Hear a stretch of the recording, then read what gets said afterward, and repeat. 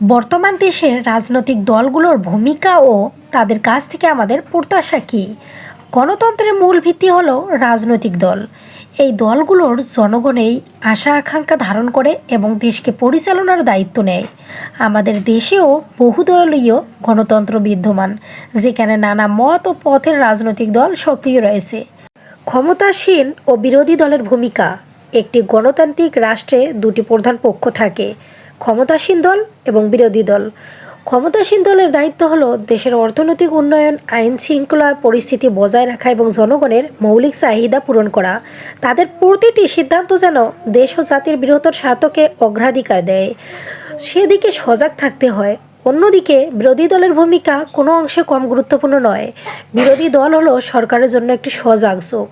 তাদের কাজ হলো গঠনমূলক সমালোচনার মাধ্যমে সরকারের জবাবদিহিতা নিশ্চিত করা, ভুল ত্রুটি ধরিয়ে দেওয়া এবং জনগণের অধিকার রক্ষায় সোচ্চার থাকা। গণতন্ত্র শক্তিশালী হতে পারে না যদি একটি শক্তিশালী, দায়িত্বশীল ও কার্যকর বিরোধী দল না থাকে। আসন্ন জাতীয় নির্বাচনকে সামনে রেখে বাংলাদেশের রাজনৈতিক অঙ্গন এখন বেশ উত্তপ্ত।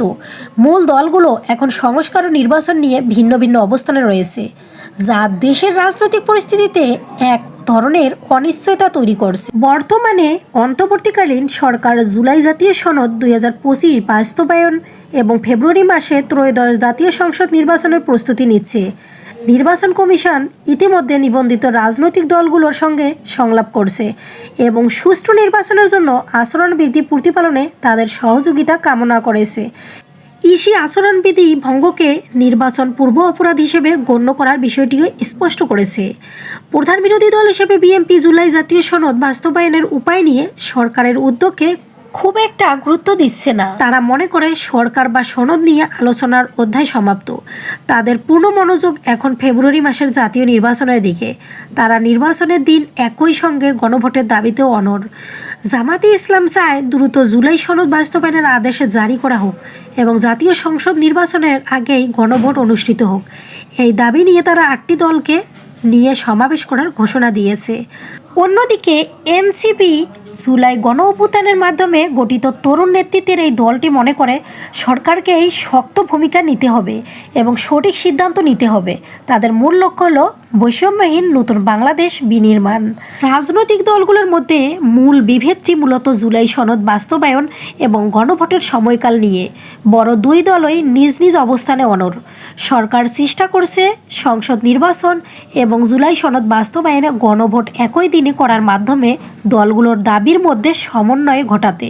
তবে দলগুলোর মধ্যে আলোচনা বা ঐকমত্যের অভাব এখনও একটি বড় সমস্যা।